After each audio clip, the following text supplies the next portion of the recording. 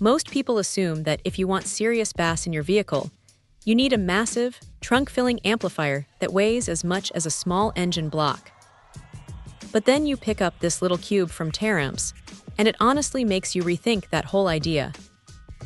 It is barely 6 inches on every side, which is almost comical when you consider it is pushing 400 watts of RMS power.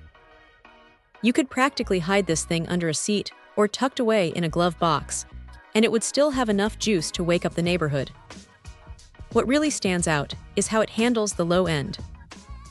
It is designed specifically for subwoofers, covering that deep range from 8 Hz all the way up to 250 Hz.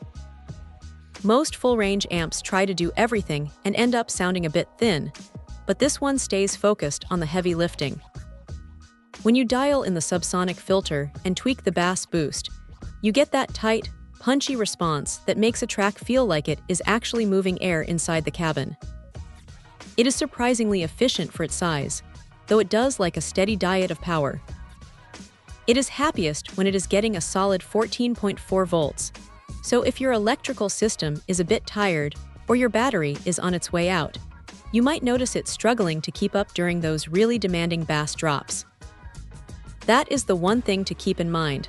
This is not a set-it-and-forget-it piece of gear if your car's wiring is questionable. You really want to make sure your ground and power cables are up to snuff because this thing is hungry for current.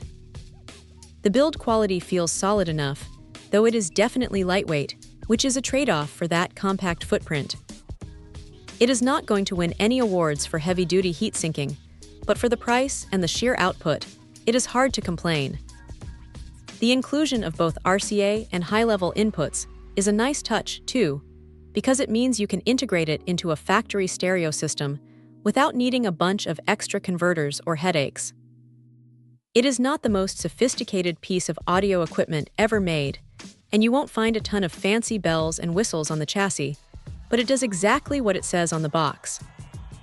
It takes a signal and turns it into enough thump to make your rearview mirror vibrate. If you are working with a tight space and just want to add some serious depth to your music without sacrificing your entire trunk, this little unit is a pretty compelling argument for keeping things small. It is not perfect, and it definitely demands a healthy electrical setup to really shine, but for the footprint, the performance is genuinely impressive. It is one of those rare finds that actually delivers on the promise of big sound in a tiny package. Check out the video description for updated price. And thank you for watching this video.